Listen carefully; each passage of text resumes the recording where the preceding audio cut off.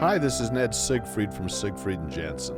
As proud sponsors of BeliefCast, we hope you are inspired by Todd's weekly podcasts, which contain so many courageous stories of recovery and personal growth. Remember, it's not what happened in the past that matters, it's what happens in the future. We invite you all to work hard and be optimistic about your future. Enjoy today's podcast. Hey everyone, this is Todd Sylvester with the Todd Inspires BeliefCast. Welcome to the You're OK Mental Fitness Studio. I would like to thank our sponsors, Ned Siegfried, Luke Peterson, and Todd Bradford with Siegfried & Jensen, Mark Richards with Wasatch Recovery, Colby and Mackenzie with Thread Wallets, Drew Peterson with First Digital, Greg Jackson with Mountain West Spine and Orthopedics, and Travis Whitaker, the owner of Living Recovery Interventions. And also, I'd like to give a shout out to Paul Cardall. The music that you hear at the beginning and the ending of these episodes is by Paul Cardall. He's an amazing person, and he's been one of my heroes for years. So thanks to all my sponsors and Paul Cardall for believing in me. I love you guys so much. Please enjoy this next episode.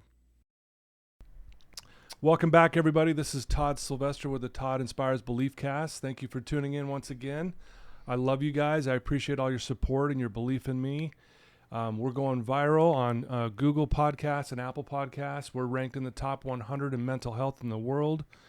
We just posted our, I think, 296th episode, and I just can't believe it. It's just amazing, and it's trending because of amazing people that I have on the show. It's not because of me. And today's no different, and we're taking a little different approach today, which I'm so excited. I actually have my daughter today and her roommates from BYU and UVU.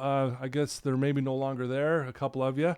But today we're joined by, we've got Mady Bishop, Annie Reese. What's your... Whitlock is Whitlock. my new I'm last so sorry. name. You're good. Yes. She was just recently married to an amazing man. And so Annie's in the house, and then my daughter, like I said, Kenidee Marx. Yes, we got to throw on that. She was just recently married as well. But I want to give a little background. So Mady, you served a mission in New Hampshire, Manchester. You graduated from BYU in a BA in communications. You're also work at Qualtrics. Did I say that right? Yep, that's right. And what do you do there? I'm in their finance department. Department, okay. And then you teach high fitness. I do. Yes, Mady we were just talking about, this girl's very competitive. She works on a high level. She's really high energy, but she's really good at that. And we'll get more about her in a minute. So Annie, you also, you served a mission in Oklahoma City. And you also attended Brigham Young University, where you helped create and lead a women's entrepreneurship program. And you graduated with your bachelor's degree in public relations. Is that correct? Yes. Yes. And then you currently work, where are you working at now? I work at Connect doing software sales. Yes. And I hear you're one of the best salesmen. I don't know all the about time. that. Kennedy's always talking about, man, she's the best salesman. She's beating everybody. She's doing amazing. No, it's true. She kills it. And my daughter Kenidee is currently serving at Utah Valley University. She served in Tonga. Yes. Mission there, which I'm amazed she made it through it, to be totally honest. Like the stuff she went through, a Category 5 cyclone hit there, a direct hit. We couldn't talk to you for I think it was 10 days. Yeah. That was a scary time. Yeah. She just recently, like I said, just got married, and you currently work... I work for a clothing company doing PR for them. So, yeah. Okay. Yeah. Kind of fun. Well, and there's a lot more about these three amazing, beautiful women, but we'll hear more about them from them. The reason why I brought these three on is I wanted to get their perspective of what it's like to go through college together as roommates, the highs, the lows, the funs, the stresses, the times that things are going well, and maybe times where things aren't going so well. And I think this is going to be so well received. So many parents need to listen to this, because they need to understand what their child might be going through, whether they're in high school or college or whatever. But so thank you, girls, for doing this. Of course. This is so exciting. So why don't we start, Annie? We'll just go around the room this way. Okay. Annie, why don't you just tell us a little bit about where you grew up and about your family? Yeah. So I was born in Salt Lake City, Utah, and we lived in Bountiful for a few years. Okay. youngest of 7 kids, so I am the caboose. Yeah.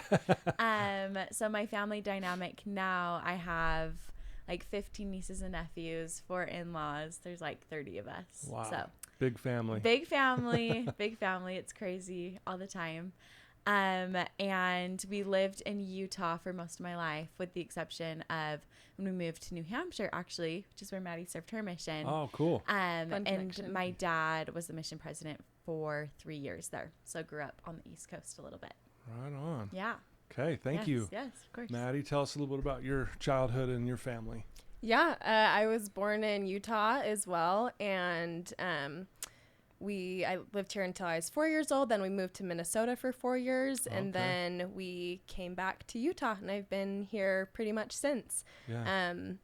Have spent some time on the East Coast serving my mission, and went back out there to nanny for a little bit during college. But for the most part have been in Utah. And yeah, that's kind of a fun connection that Annie and I made when we first met, is that I had been to the home that she grew up in, because No she, way. yeah. Really? It was the same mission home Uh-huh. that I literally So lived we- in. awesome. So. And I served in that specific ward Yeah. that she grew up in. And Yeah. so we knew a lot of the same people, and that was just a really Tons of fun connections. Yeah, connection. and you two have known each other for a long, long time, right? Yeah. Well, I been a first minute met now. Kennedy. Yeah. We Oh, were really? roommates. Yeah. Oh, I didn't know that. And okay. then like 4 months later, I met Maddie. So we've known. Mhm. So it's like pretty much the same timeline. Oh, okay. So, Probably yeah. like 2016-ish. 2017. Yeah. Yeah. When we Yeah. got from our missions. Very cool. Well, Kennedy, better say a lot of nice things about your childhood Yeah. and family. My Where did childhood. you grow up? Tell us about your family. Best job ever. Yeah, I also grew up in Utah, born and raised in Sandy, Utah. Yeah. I am the 3rd child. There's 4 of us, older sister, older brother, younger sister. So lots of girls, and then Yeah. my poor dad and brother. Yeah. We were outnumbered. Going to all the dance recitals every year. And yeah, so I've lived in Utah my whole life, except for like my mission. So other than that, Yeah. I've just been here. Yeah. Right on. Yeah. Well, that's just a little bit of background. I think what I want to get into is, again, and you guys chime in, just how did you guys meet? I know you mentioned just a little bit already, Yeah. but how did it happen? So, I met Annie's cousin when I was in the MTC. Her name is Emily. Shout out to Emily. We love Hope her. you're listening. Right. You better be listening. Yeah. And Emily and I didn't even serve in the same mission. Like, not even, she served in the States, I served in Tonga, but we just really connected in the MTC. Okay. And we were like, let's live together when we get home. Like, we're both going to be at UVU. Let's be roommates. And so she messaged me on my mission. We got it all figured out. And then she was like, do you care if my cousin lives with us? And I was like, oh, not at all. And her I'm the cousin was cousin. Annie. You're the cousin. Okay. Yeah. cousin. And so me, Annie, and Emily lived together at the Riviera for The Riviera. the Riviera. Yes. Humble beginnings. we each spent our time there. There, yes. Yes, we've yeah. done our Yeah. time, Yeah. right? Time there. And then cute Emily got, she decided to switch up her major a little bit and transferred to Utah State. But Annie Okay. and I just became the best of friends. Yeah. And we've lived with each other up until we got married for Yeah. like 5 years. So Yeah. 5 years. kind of Right crazy. Yeah. And then Maddie, how did you guys all come together? Yeah, so I met Annie in school. We both studied public relations, and we had our first, like, our intro to communications class together, and we got put on, like, a group project together. But Oh. before the group project, I have to interject. I remember walking into class and like, okay, where am I gonna sit? Like, who are the cool kids? Who are Yeah, the sit cute by. boys? Who are the cute girls? Whatever. Yeah. And I saw Maddie, and I'm like, she looks super cool. And then she was Well, I like, thought the same thing about you. she's so. like raising her hand, like answering all of the teachers' questions. I'm like, and she's smart. I have to be friends with her. And so then when we like were put in this group for this group project, it was like, okay, this is awesome. We get to Yeah. be friends. I'm so excited. Yeah. Yeah. So you found the cool kids. I That's found the good. cool kids. Yeah. Maddie. Yeah, for sure. And then Kennedy and I met through Annie. So they were Okay. living together And that's when you were at Alpine Village. Alpine Village. Me Can and you Annie hopped pinpoint around. Yeah, we did. I can. Yeah, We can. you can tell It's a very us. special story. Yeah. So, Maddie and I, we always talk about like it was very like divine design that we were supposed to meet each other. Yeah.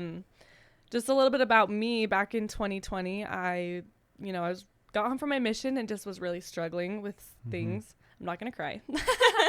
I This- will, so it's okay. This is a safe place to Yeah, cry. safe You place. You can But I finally decided to get help, and I was diagnosed with an eating disorder and bipolar depression, which was very hard at the time. Looking back now, I'm so grateful for it, and as Yeah. my dad would say, it's my superpower. But I was embarrassed about it, really embarrassed, and sorry. I was studying from a book called Intuitive Eating, and I thought I had hid it before Annie had planned a girls' night. But it was on my desk in my room, and cute Maddie was in our room, and she was like, "Oh, are you reading Intuitive Eating?" And I was like, "Oh no, because like I just Like that not book that was supposed to there- be hidden. yeah, Like, not that there's anything wrong with an eating disorder, but like or Yeah. depression or anything. But I just was like, I never thought it would be me, yeah. you know." Well, it's a vulnerable thing. Very vulnerable. And so cute Maddie like brought it up and was just like, "Oh, like nonchalant, like I hope you don't care if I say this." Yeah, But she's just like, yeah. I struggled with an eating disorder, and I was like it was just like this weight was lifted off my shoulders, and I was like, "Oh my gosh, I'm not alone." Like Yeah. this cute girl who you would look at and never think, like I just Yeah. always thought because I was diagnosed with this, people would see me as like, "Oh, like she's depressed, or she hasn't eaten," and it was the first time that I was like, "Oh, she is one person that I would have never thought Yeah. had an eating disorder." Oh my Yeah. gosh. Wow. I love you. We're all crying I now. know, sorry, Yeah. Well, right off and- the bat. Yeah, exactly. And then after we like made that connection, we were like, we should go to lunch sometime and just talk. And so we went to our favorite place, Aubergine. And I think It's the only The place amount we of eat. times the only place I know. You don't seriously. usually hear guys saying that. It's Yeah. Yes. guys are like Crown Burger. We are Exactly. Aubergine. Yeah. Yes. Yes. I think we were probably there for 2 hours just Yeah. talking about our different struggles. And I think at that point, you mentioned that like I was just like so nonchalant Yeah. about like I have an eating disorder, and that's actually something that I have been kind of intentional about doing every now and then at least. Yeah. I don't love talking about it sometimes. But I've found that when I share, it often opens opportunities for me to be able to talk to other people who are struggling with it. Totally. And so that was just like a really cool, it was honestly like a healing moment for me in that process to be able to just, I remember sitting across the table from you and just being like, I want you to know that there's a light at the end of the tunnel and that it's going to get better. Like, because I think especially for anyone struggling initially with any sort of disordered eating disorder, that it just feels like a, Yeah.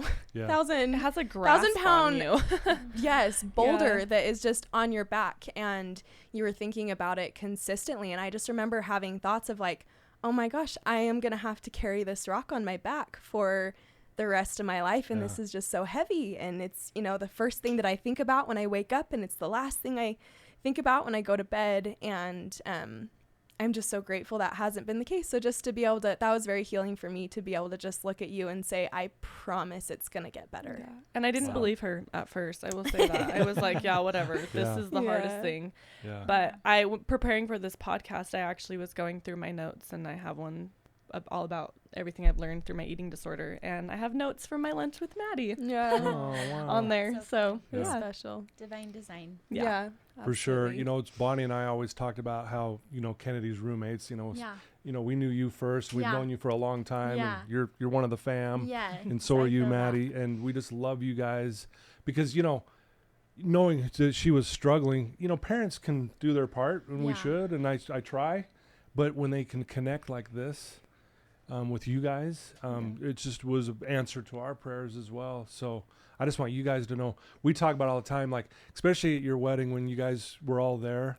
We're like, you guys are the coolest group and the coolest roommates. And again, with the highs and the lows, again, you're Yeah. human. We go through things, Totally. right? But to be able to have you guys connect on a level that I probably couldn't connect with my daughter on that level that you did and that you have with her. I mean, she's told me how many times she's opened up to you and Yeah. that you've been there, or, for her as well. And I'm sure it goes both ways for all of Totally. you, but I just want you guys to know how much we appreciated just the way you guys, came together as friends. It was really cool to watch. Yeah, Yeah. thank you. And it really just felt like a family. We always call ourselves the friend fam Mm-hmm. because it's more than just a friendship. Like, it genuinely is like a sisterhood. Like, we've been there through the breakups and the eating disorders and the long nights and the good times and the trips to Hawaii and the happy. Yeah. It's the good and the bad. And at the end of the day, like, we're always there for each other. Yeah. Like, and it's not going anywhere. Yeah. So, Yeah. friend fam. Yeah. So,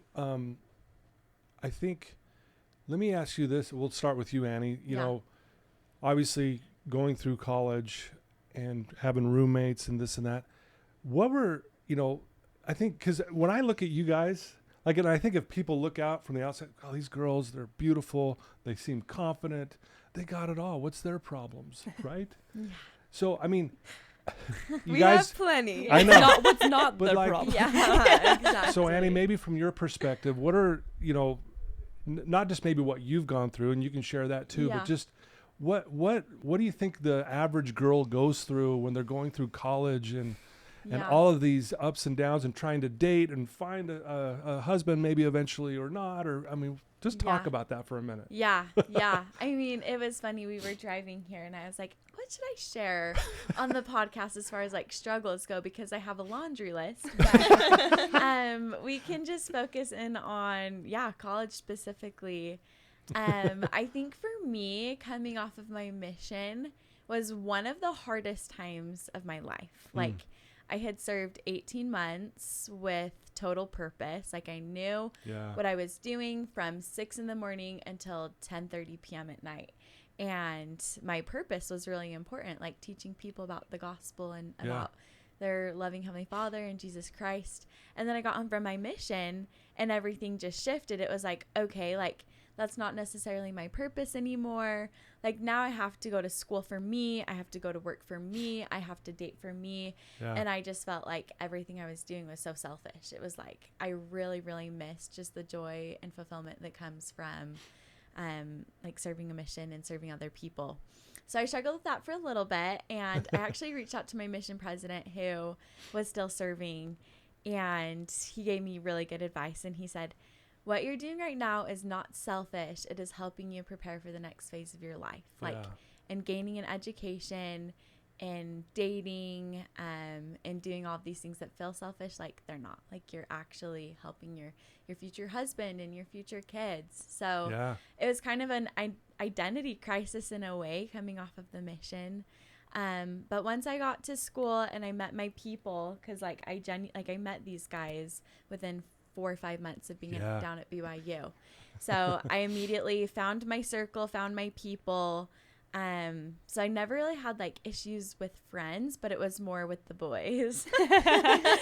Those dang boys, It was right? It was the boys, and we don't need to go into too much detail, but just like I did my fair share of dating, and I was like kind of always the girl with like a boyfriend. Not that I needed that, but it just like happened. Like, I'd end a relationship and suddenly found myself in another one, and some of them, everyone's laughing. We love 'cause you you. know Yeah. exactly what I'm talking about. Some of them were fun and lighthearted, and then there were some relationships that really just like shook me Yeah. and gave me serious trust issues Yeah. that bled into even the relationship with my current husband. Like, Yeah. we figured it out, but Sure. like when we first started dating, like, I was very hesitant. I was uneasy to jump into a relationship. I still had like all of these like Yeah. fears and anxieties, and I'd been hurt and all of this stuff, which is totally normal to hear. Like, when you're dating, it's very vulnerable. So yeah, I definitely had my heart broken a couple of times Mhm. before I met my guy. But yeah, those were some big ones that I think probably most girls in college can relate with. Yeah, I would Yeah. imagine, and you chime in, just like the stresses of just trying to, there's like a lot of pressure, you got to have a career, you got to finish school, you've got to date, you've got to maybe find the one you love. And I mean, isn't there a lot of pressure and all that? You put social media on top of all that. That's Talk what I about was going to say is that like, there's all those normal pressures and like trying to figure yourself out. Like you said, like even having a little bit of like an identity crisis. Yeah. But then it's like we have social media right there. And so it's just so easy to compare. And it's hard to, I think it makes it really hard to make a decision because you're like, oh, well, there's this and this and that. And you just like know all the options that are out there. And it can just really make it difficult to hone in on like, okay, who am I and what do I want to do? And like, what do I want to bring to the world, you know? Yeah. Mm-hmm. You know, one of the things I teach my clients, the definition of depression is pretending to be someone you're not. Mm-hmm. And that's what happens. I think we're trying to fit in so much, you know, and I know, Kenidee, you've struggled with some of this. But think about that, pretending to be someone you're not. Mm-hmm. We're always trying to fit in over here or fit in over here. And we've almost kind of lost the identity crisis you're talking about, Annie, is who am I? Mm-hmm. Like, who am I really without the mission, without school, without the social media?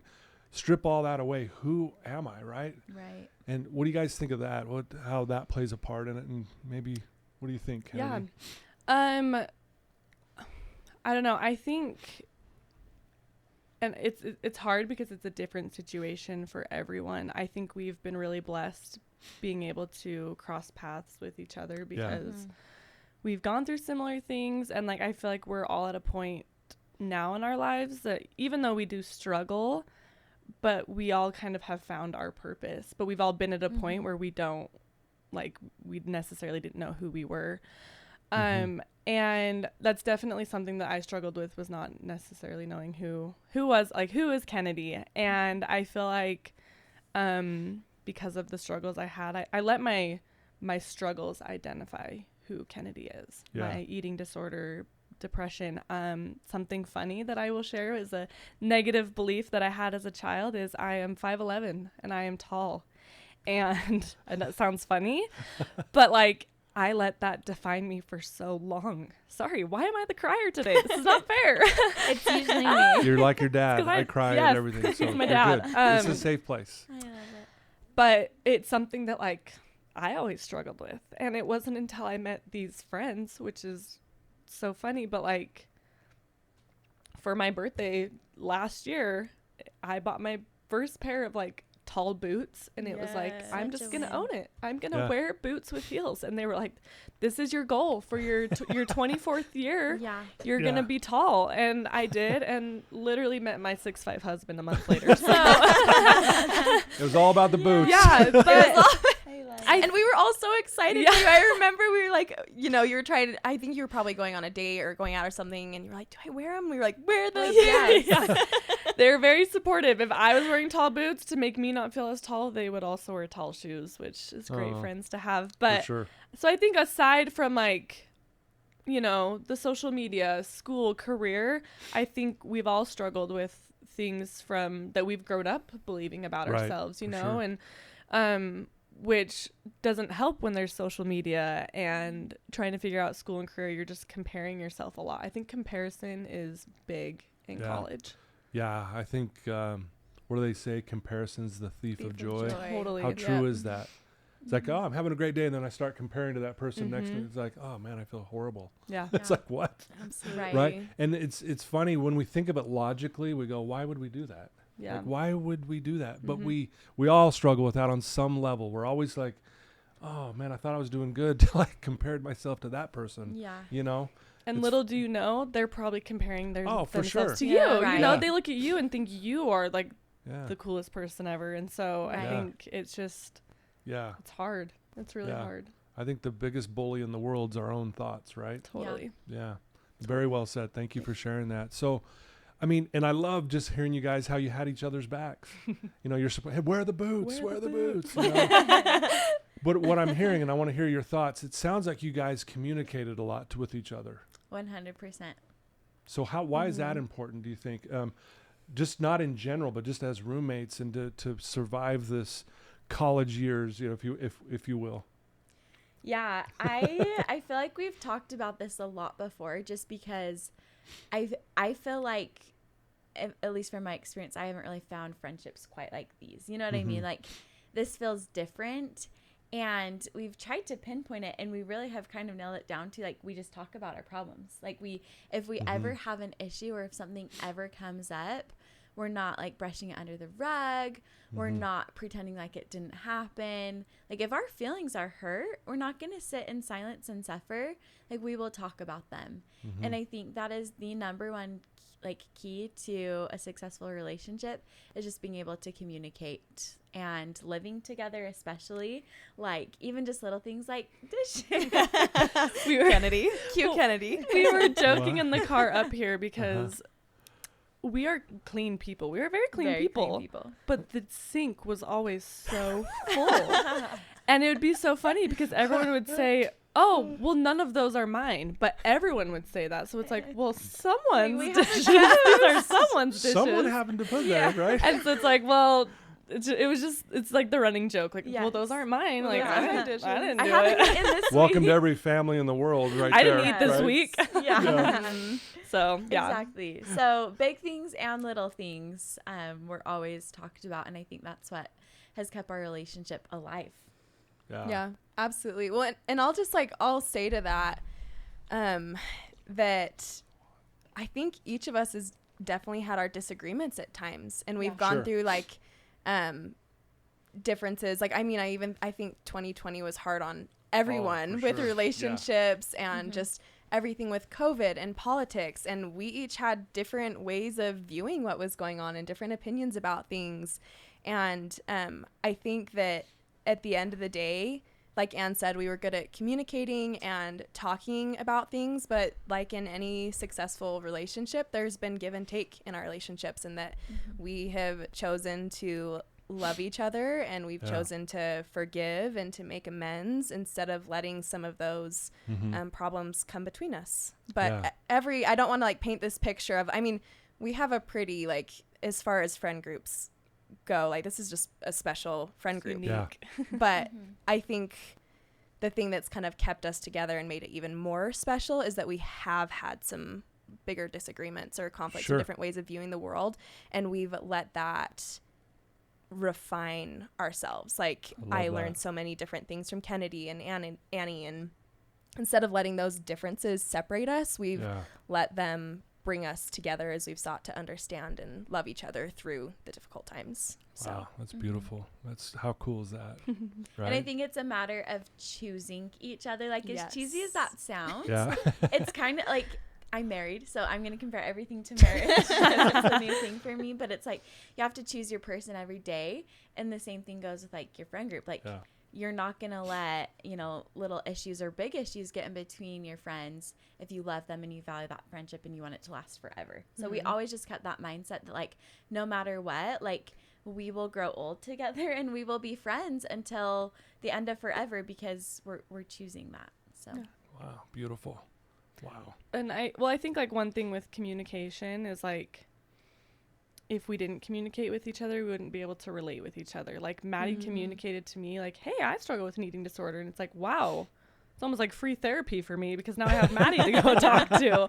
Or like, there's times where we've all had different low points in our life. Like, I remember having conversations with Annie where we both just felt super low, but we were able to talk with each other. And it's like, okay, now I'm aware that you're at a low point. Like, what can I do to help you? Or what can we do to help each other? And I mean, some of my most favorite memories living in this house. So we lived in a house right by Utah Lake, and it's a gross lake, but we wanted to swamp. We wanted to make it the cutest house. So we call it the coastal cottage, like as if we live on the coast, but we don't. It's on the coast. So some of my favorite memories in the coastal cottage is late night therapy sessions in the hallway of just like, let's talk. Let's, it's 2 a.m. We're laughing. We're just having the best time. We're crying. And we're like, how can I help you? I just think that like communicating has just helped us like become more of ourselves, because we're able to communicate with each other and like help each other. So it's been really cool. Dang, that's so awesome. Yeah. Yeah. The coastal cottage. The coastal I cottage. will say, I feel like because we were able to communicate, it made our home feel safe. Yeah. Like Yeah. anything went. We could say anything and we wouldn't be judged for it. If we made a mistake, we weren't going to be judged for it. If we went out with that boy, like, we weren't going to be judged for it. It's like right. we just loved each other, and like because we had this place where we can come home and like kind of leave the world and just like, you know, talk about everything. It really just felt safe. Yeah. Yeah. And I think, you know, parents listening to this, like, I don't think they have a clue of what their son or daughter goes through when they head off to college. Yeah. Like what's really going on, right? And how lucky it is. I think this is a special group because you guys are willing to talk.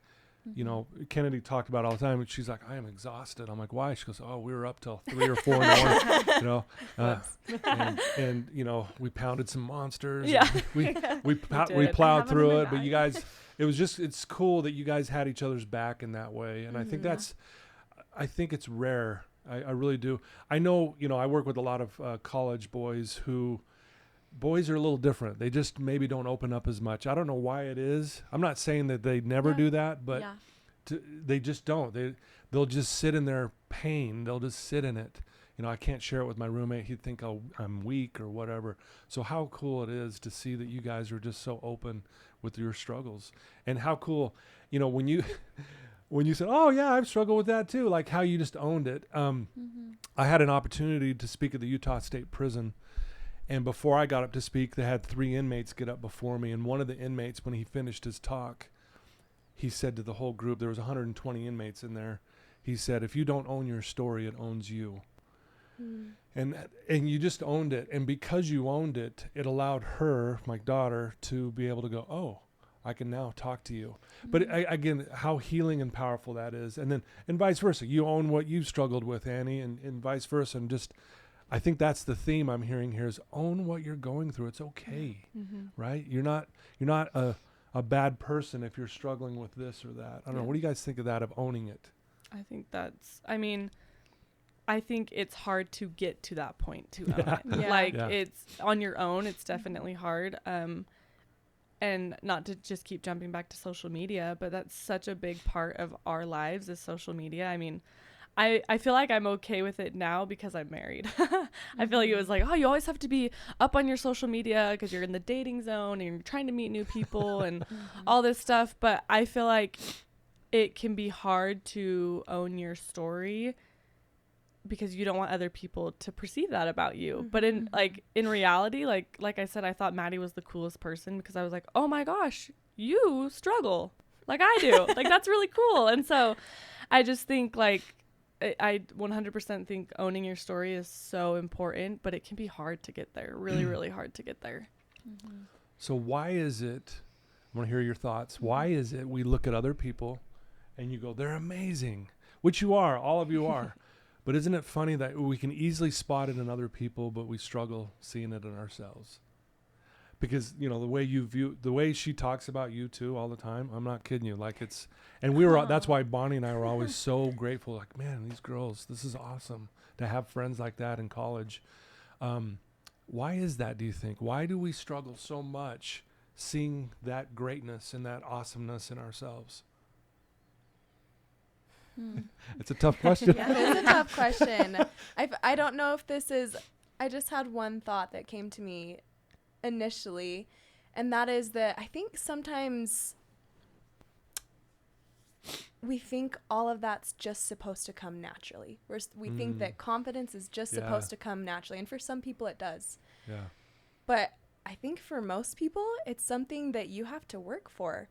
Like, even, you know, Kenidee talks about me just nonchalantly bringing that up, but I'm like, there are years of work and therapy and that led to really that. digging in. Yeah, exactly. That led to that. And then a conscious decision to, like, if it's going to help someone, I'm going to share my story. You know, even coming on this podcast, I was kind of like, oh, do I talk about it? Do I not? You know, like, but it's like, you know what? If it's going to help someone, then absolutely. Yeah. So just, kind of that, what Kenidee said a little bit, but just like confidence and seeing and believing the good in ourselves can take work.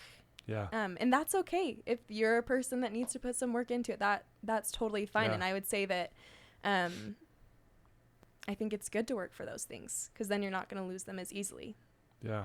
Wow. Very well said. Would you like to add to that, Well, anyone? just kind of going along with work. I think a lot of times, included, like going to college, it's kind of like you kind of follow the same routine that everyone else does. So I have to graduate in X amount of years. I have to have a career, by this time and all these things. And when I finally decided to get help, I decided not to go to school that next semester. And that was hard for me, because I'm like, I'm not following the plan at what everyone else is doing, norm, the norm. Yeah. And it was really hard because I was embarrassed. I would be on a date and they're like, so what are you doing? And I'm like, working and going to therapy. Like, that's cool. I wouldn't tell them therapy, but I just like, I'm just working right now, but like, I don't have my degree yet. And that was really hard for me. Like, I almost didn't want to go on dates, because I'm like, I don't want to have to tell people that I'm not doing the norm, which is sad.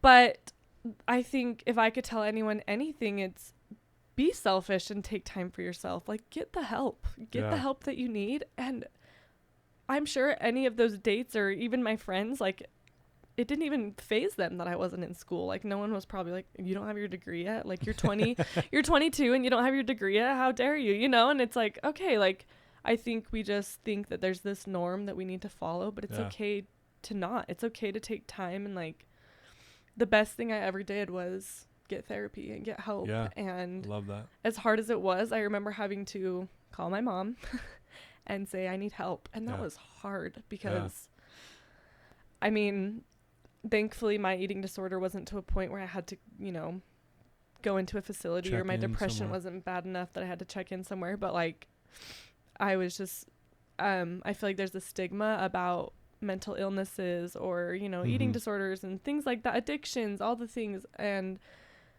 if I could tell anyone anything, is that it's almost cool to have something like that, because I feel like you can just relate with some. I mean, it's not cool in the moment. It's so hard. Yeah. But you told me, Kenidee, one day this is going to be your superpower. And I was like, oh my gosh, like, this is the hardest thing, kind of like what Mady said. Like, it's something that I feel like I'm going to have to face the rest of my life. And I felt that way. And I do. I mean, there's days where it's like, sure, I'm going to eat 3 or 4 cookies because I want to, and it's, you kind of have those struggles every now and then. But it really, if you let it, if you let yourself kind of identify with it and work with it, it really can be your superpower. Absolutely. So. And I'll just chime in there and say that that was so inspired as a dad for you to say to Kenidee, because it is her superpower now. Yeah. Like, Kenidee is one of the most loyal friends that I've ever had. And when I'm having a bad day, oh my gosh, okay, now I'm gonna cry. But even just the other week, I've gone through a lot of just like changes recently, and I was struggling a little bit. And I was working from home, and Ken had texted me, and I kind of told her, like, I was honest, just like, oh yeah, I'm struggling a little bit. Yeah. And she is just so cute. She came over and brought this Clean Simple Eats pumpkin cake that she had made, this like healthy pumpkin cake. And she just sat on the floor in my bedroom and worked while I worked, and just sat there with me and talked to me and listened to me. And she's shown up for, I think, all of us. I think we can all say those moments where Ken has just like shown up and been the friend that we've needed. And I think a lot of that has come from those different struggles that she's had. So I'm so grateful that she decided to own who she is, to own her struggles, to work through them, because it's blessed my life so much. I can retweet that. Yes. Also blessed my life. Yeah. Absolutely. Yeah, I'd like a slice of that cake. Hey, it was good. No, I bet it sounded good. Yeah. No, again, that's so cool, again, that you guys are so open that way. And I think anyone listening to this, that is the key, is communicating when you're struggling. And as a parent, coming from our perspective, a lot of times we're like, oh, our kids are doing great. They're fine. They're doing awesome. Seriously. Like and most of the time they probably are. But I love it that you actually reached out to mom and said, I'm struggling. Because we're always like, oh, you are?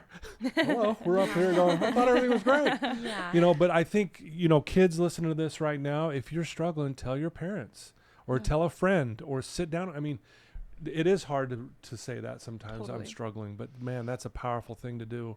So I just encourage anyone listening to this to make sure you reach out to someone and say, it's okay to say I'm struggling. Totally. Right? Well, and I also think just you're kind of addressing parents for a second, especially like in the beginning, and it's, parents, be a safe space for your kids. Yeah. Where no matter what they're going through or when they make mistakes, just be a safe place for them to be able to come and to know that they will be loved and accepted even if they make mistakes. Yeah. I think that's something my parents have done really well for me. Yeah. And something that has blessed my life a lot. Yeah. So. Yeah.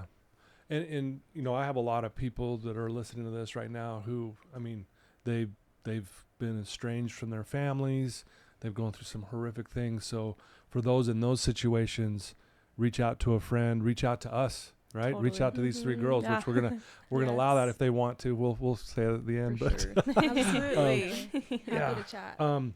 And I don't say that lightly, by the way, guys, and that's your superpower. Look at how you handled it with her. It's your superpower. And had you not gone through all that work, you wouldn't be in a position to have been a rock for her, and vice versa. Look at all that you've been through and how you've had to, and again, and I know a lot of you might still be going through stuff. And, again, I don't know all about your lives, but it really does. That extra work ends up being the strength that we need. And it becomes a superpower, Totally. So I want to ask each one of you, how has your faith helped you through these times as well? And how, just what does that mean to you? Yeah. And why is that important to you? Yeah. The first. This is Annie, by the way. Yes. Hi, Annie here. I think the first thing that comes to my mind is just identity and knowing who I am.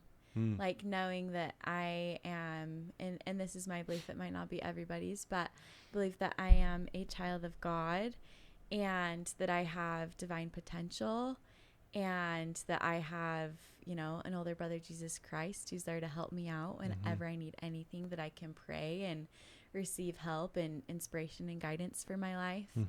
And I believe that everyone has access to that as well. So when you're in the trenches, like whether it is a breakup or an eating disorder or the comparison on social media or feeling less than or feeling left out, like whatever it may be, like my faith has helped me to know that like there are brighter days ahead and that like my worth is always there. Like Heavenly Father will never think less of me.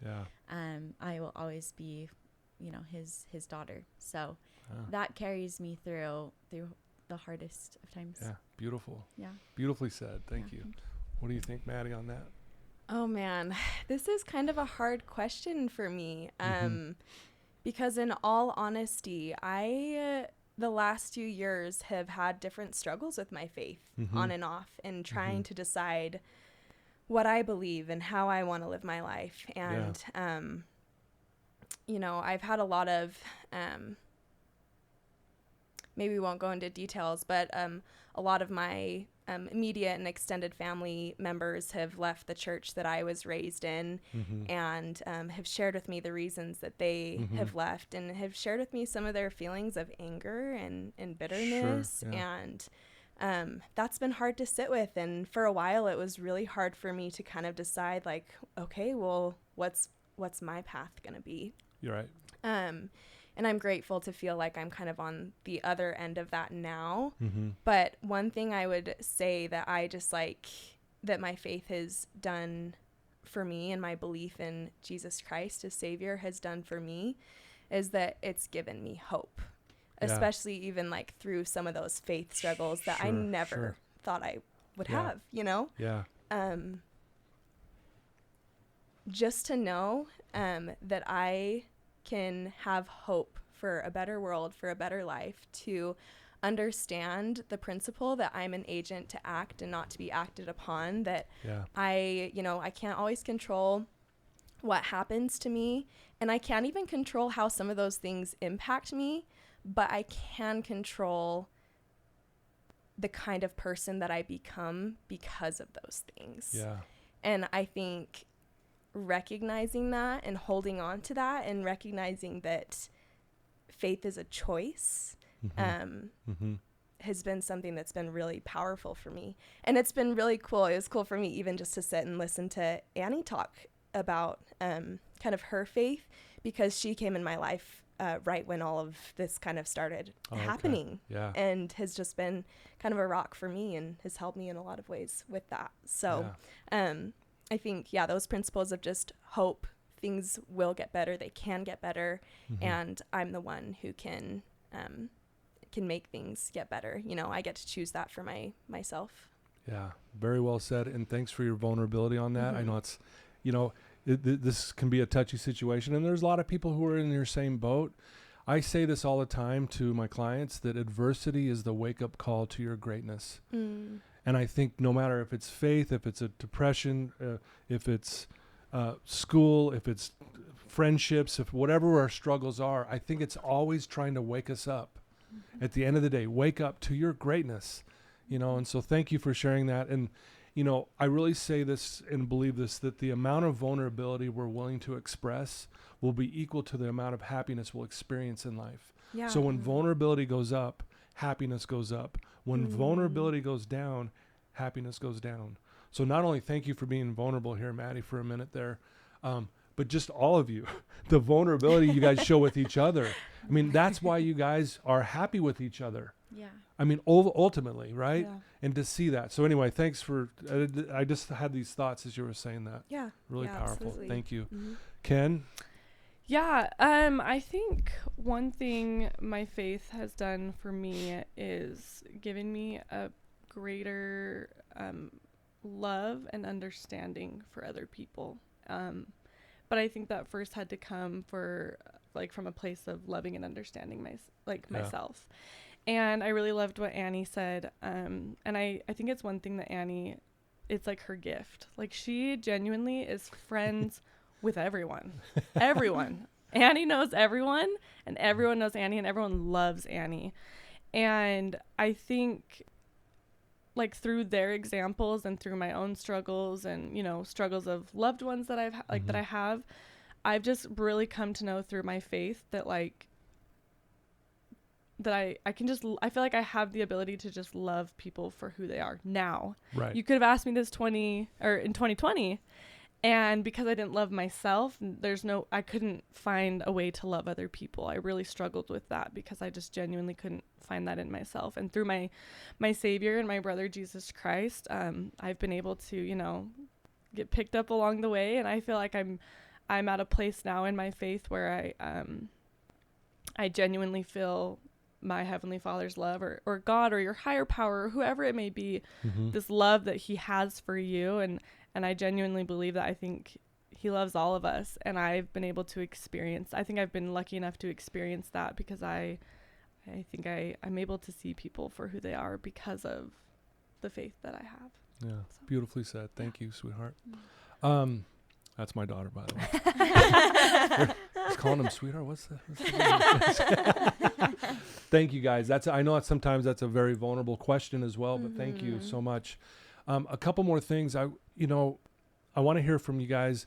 If a parent right now is getting ready to send their kids off to college, is there any advice that, not just to the parents, but maybe to that kid who's going to embark in college, and is there one thing you could tell them that would help them, just be a little more prepared or a little more ready? And maybe I know there's a million things you could tell them probably, but Annie, is there anything that maybe comes to mind that you could maybe share?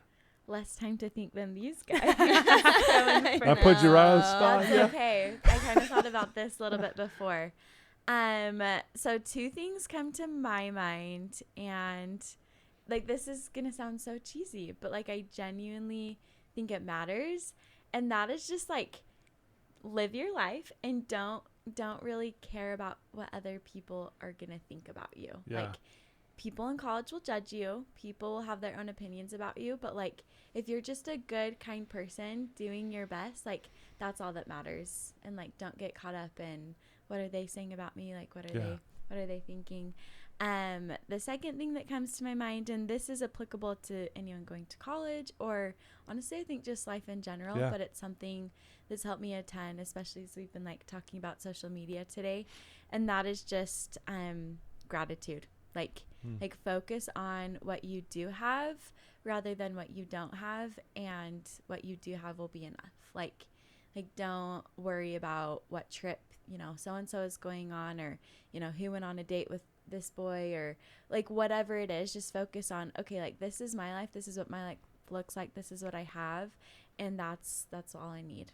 So I think gratitude has been actually super healing for me. Yeah, gratitude's powerful. Thank you. Mady? You might have had less time to think, but you took mine. Oh. So That's okay. If it's the same thing, it's okay. It's all good. I feel like gratitude is such a big one. I've tried to keep a gratitude journal, and I'm not always consistent with it. But I notice a significant difference in my life when I'm focusing on gratitude and being intentional with that versus not. And there's a phrase, and I want to get this like put on a little thing and frame it and put in my room, but it just this like phrase of, my grass is always greener, because I think so many times, like we've talked about earlier, it's like it just seems like the grass is greener on the other side, like other people aren't struggling, they seem fine, or this or that. And it's just kind of that mentality of, like, my grass is always greener, and that's because I water my grass, I take care of myself, and I do these things. Love that. Yeah, and I want that plaque in my Yeah. room, I too. know. I know. Okay, If you ever, Maddie's, Make us all one. Maddie's the queen of quotes. So if you ever need some sort of motivational quote, go to Maddie. That's awesome. yes, I that know was what I'm getting you for Christmas. well, I thought the same thing. I was like, that would be a good idea. We can all hang them up. The same thing. I love it. Exactly. So gratitude. And then also I would just say, don't be afraid to make mistakes, like it's accept that you're going to make them, and it's a part of life. And, for me, I started out college thinking I was going to study one thing, and then I switched back, and then I finished all the prerequisites to apply to the nursing program and realized I didn't want to do it. And so then I switched, and it delayed me being able to like finish school because I had to wait to apply to the program. But that program is where I met Annie, you know what I mean? Which is like, it's just interesting to see. And then Kenidee. Yeah, exactly. I wouldn't be here if those things hadn't happened. But in the middle, I was just so frustrated with like, why can't I make a decision? And I don't feel any clarity about like one thing that I'm supposed to do, or a particular path that's right. And you have to figure out life as you go. And that's totally okay. Just, have fun, try all the different things, and have fun figuring it out. Wow. Beautifully said. Thank you. Ken? I think for me, one of the first things I want to say is everything that you are feeling when you leave your house and you go to college and experience something new, everyone else is feeling the exact same way. And so you're not alone. Another thing, and I'm going to steal this from my dad, but he always says, if you want to be, give it away. So if you want to be happy, give away happiness. Go make someone else's day, and it'll make you happy. If you want to feel loved, go love someone else. And I just think that that's something that I've always tried to do. Once my dad told me that, if you want to be happy, go give it away. If you want whatever you're wanting, go give it away and give it to someone else. And I think that's helped me a lot through my journey in school. So you were listening. I was listening. Okay. I need all to those go years. back and re-listen to this podcast and take notes on all this. Seriously. I'm learning from all No, I told you you this was going to be epic. Seriously, this is so Oh my needed, gosh. honestly, guys. And I just want to bounce off of something that Kenidee said as well. Something that I really have loved about our friend group is that it's kind of like an inside thing that whenever one of us notices a person that we think is struggling, like, or maybe we just have like a little prompting. Like I remember we all went to church one day and we saw this girl and we were just like, we should go sit by her. And we went and sat by her, and after talked to her and befriended her and added her on social media. And it became this culture in our friend group where we just would try to be very inclusive and try to be the people who always uplifted others, and to be like, even though we have like our very tight bonds and connections connections as friends. It was like, hey, how can we help other people and befriend other people? Because like Kenidee said, everyone's going through struggles. And so I think to, you know, make a friend, you have to be a friend. And it's just, I don't know. So true. Thank you. Yeah. So cool. This is good stuff. Yeah. Seriously, this is like good stuff. Good stuff. So I'm going to ask you a really tough question. You think those were tough? You wait till this one. We'll start on that side. We'll start Yes. We'll start on this direction. I chose a good seat in the Yeah, middle. you got to kind of Me and Kenidee are like, I know, right? push it over there. What do you love most about yourself? Wow. Whoa. That's a good one. Wow. I think this is a hard question because it's something that I couldn't answer for a long time. Why am I the crier? Start in the middle next time. No, I'm just kidding. I think it's something that I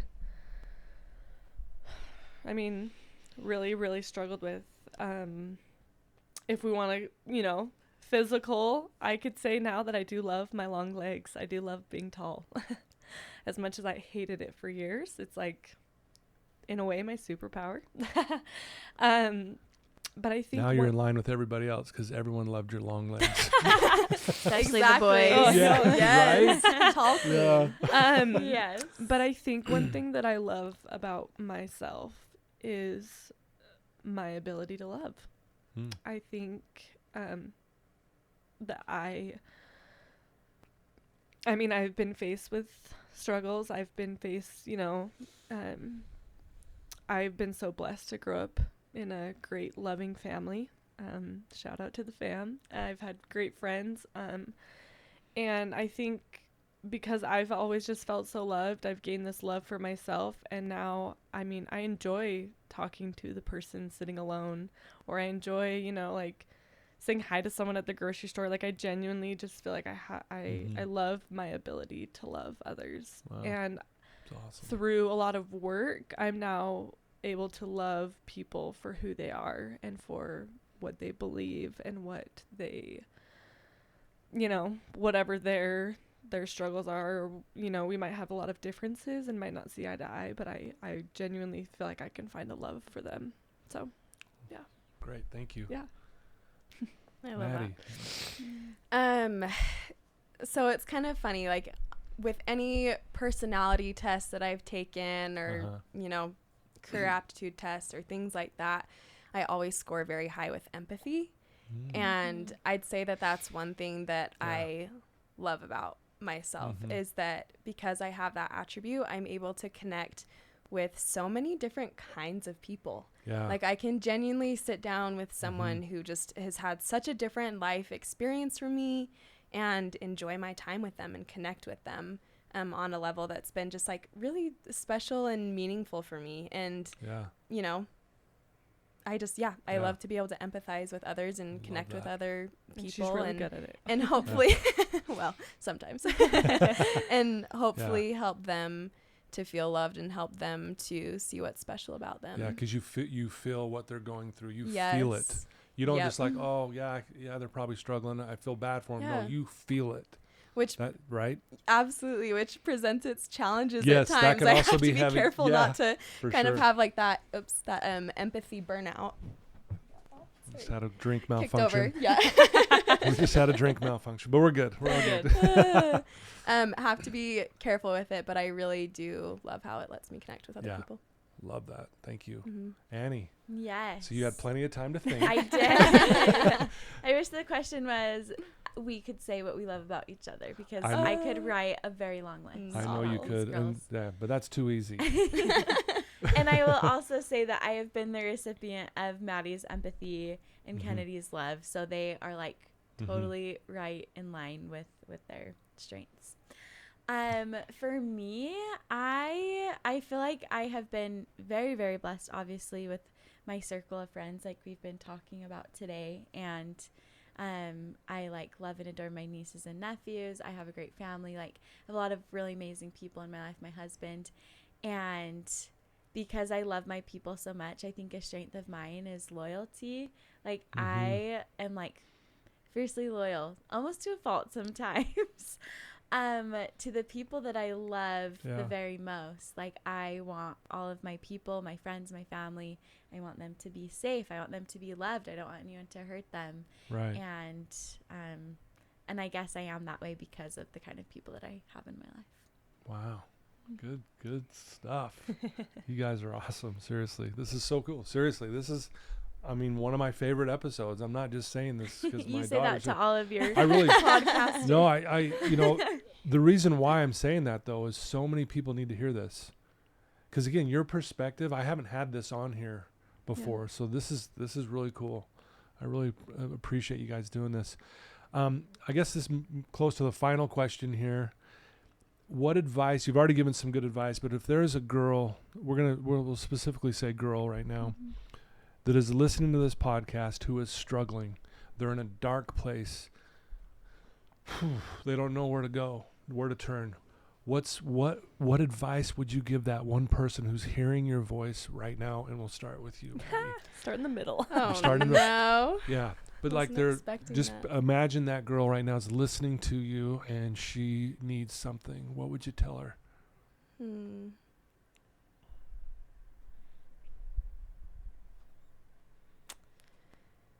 I think kind of something that I touched on earlier, and that's that things can get better. Mm-hmm. That you can have hope. Yeah.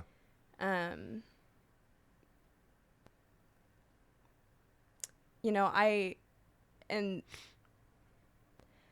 I kind of have thought, you know, as we've talked about our friendship and stuff, like I'm so blessed to have the friends that I do now, but it wasn't always that way. And when I was struggling with an eating disorder, like it was very isolating and I felt very alone.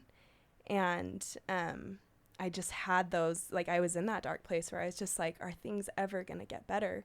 And I guess that's just what I would say to someone is that it can get better. Yeah. Take little steps forward. Mm-hmm.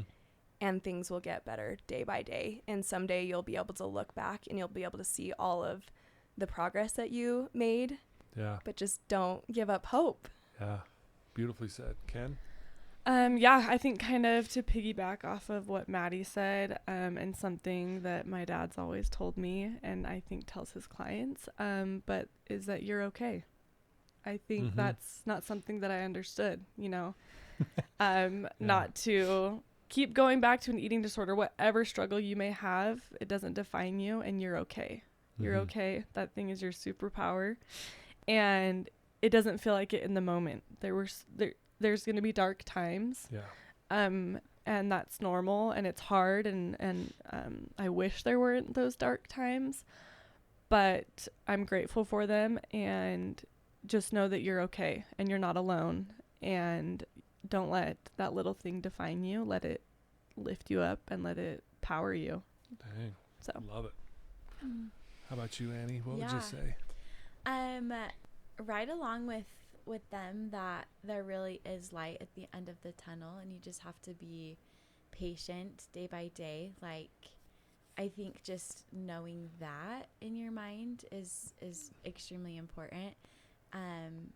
And if you're in a place where you can, like, I feel like what has pulled me out of some of the darkest times is getting outside of myself and just going and serving somebody else. Yeah. Like, I truly believe that service Giving is it the away. best, like, remedy out there to sadness, depression, like, whatever it is. Like, if you're going through a very hard time, like someone else is as well, and it gets your mind off of yourself even just for a second, not to make your struggles feel small or anything like that. Like, you're validated in how you're feeling, but go help someone else, and I promise, like, you'll feel happier. You'll feel more full or more joy.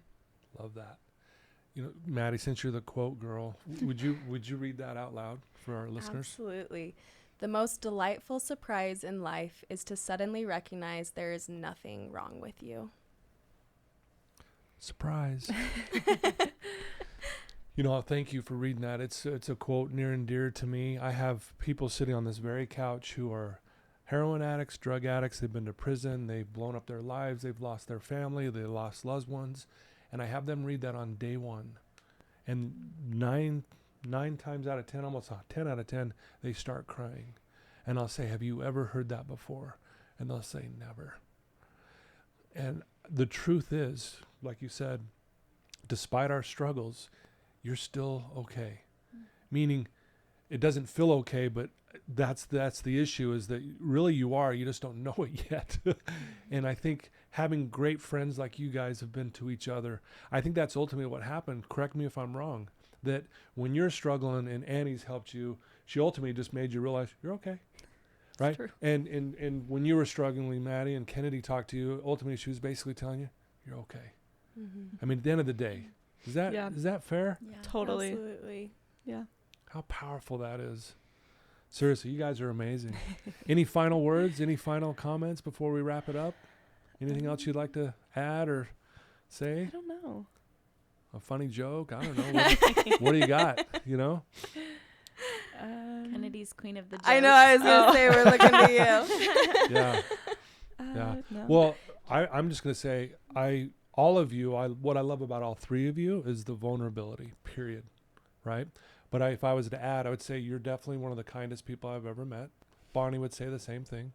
Mady, you're the most energetic, competitive person I think I've met, outside of a few other people that I may know. But I love that about you. You are. I mean, this girl ticks me off. She shows up at the Spartan. It's never trained for it. The day before she decides to sign up, and I watch her run right past me on the mountain. I've been training for 6 months, and she's like, "Oh yeah, I hadn't trained, but I'm good." And she's bouncing off the mountains. I still cannot believe I did that. But That was a very rash decision. But I just want you to know that really was so impressive to me, honestly. You know, and what I love about you, Ken. I mean, the list goes on and on and on. But just again, you and I are so much alike in our family. And we're kind of all or nothing. And it's just kind of nice to have someone who's gone through what I've gone through. So. Just kind of like when you knew Mady was struggling, it's just nice to know, not that I'm glad you're going through it, but to know that, hey, you know, I've been through this and I'm able to give back, but to see how you've risen above this and have worked on it, you're the hardest worker around these things. You truly are. And that is impressive. So anyway, I love you guys. Can I say Seriously. one last thing? Just a little shout out to my dad. Yeah. I mean, I started studying psychology and I was always like, I want to do what my dad does. I want to help people. Yeah. And I mean, I'd never had my own struggles. I was like, well, I'm not a recovered addict. Like, how am I supposed to relate with these people? I had struggles, but nothing that I felt like I could help someone with. And then only a couple months later, I felt like my world was crashing. But I just want to say, like, I've always wanted to be like my dad. I've always wanted to help people. And it might not seem like I listen to you, but I do. And you've been helpful. And I have people all the time tell me how great you are. So we're going to flip it on you. Thank you. You're great. Thank you. You're a great leader and example. I appreciate it. The Appreciate truly it. great make other people believe that they are great too. That's you. Thank you. That means a lot. Another quote by Matt. Another quote by Matt. End quote. Yeah. She's gonna She trademark only that. speaks in quotes, Only actually. speaks in quotes. Well, I get a lot of people when I post these podcasts that they might want to ask you guys a question. Again, if you're comfortable sharing how they can get a hold of you, great. If you're not, that's okay too. They can reach out to me and I can direct them to you if you want. But would you guys want them to reach out to you if they have a question? Totally. Yeah, absolutely. So what would be the best way, Annie, for if someone wanted to ask you, Annie, specifically a question? Yeah. What would be the best what do way? you guys think? You can Social send media you can do or social email? media handle Yeah. or you could do an email.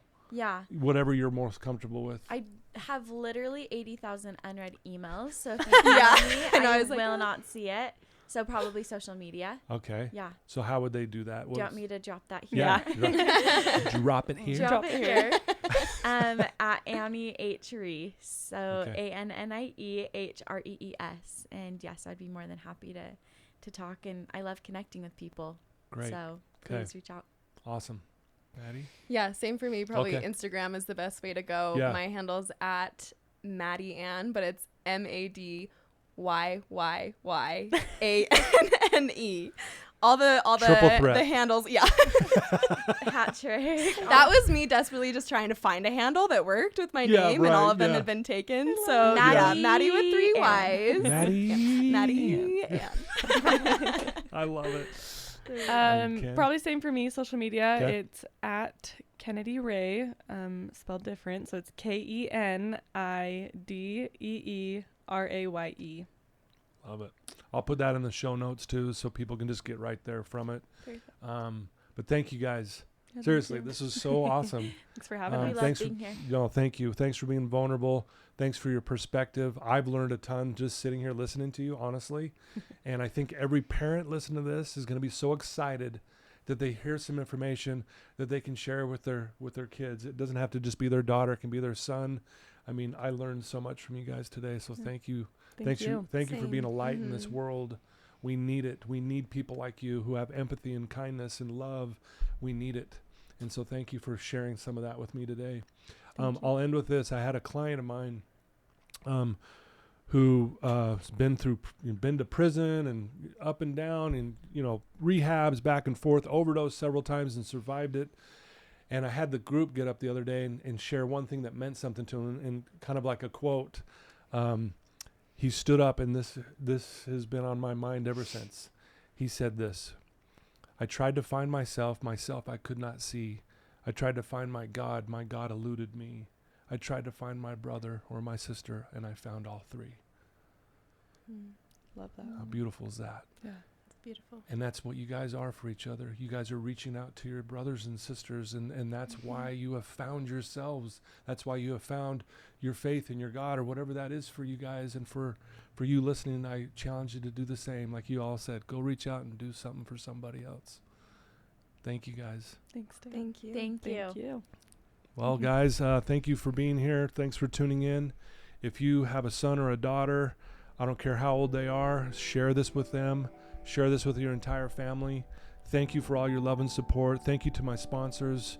Thank you for the beautiful music that you're going to hear at the beginning and end of this. It's by Paul Cardall, a good friend of mine now. And this was awesome. That's good. This is why I do this. This is why I do it. Anyway, love you guys. Until next time.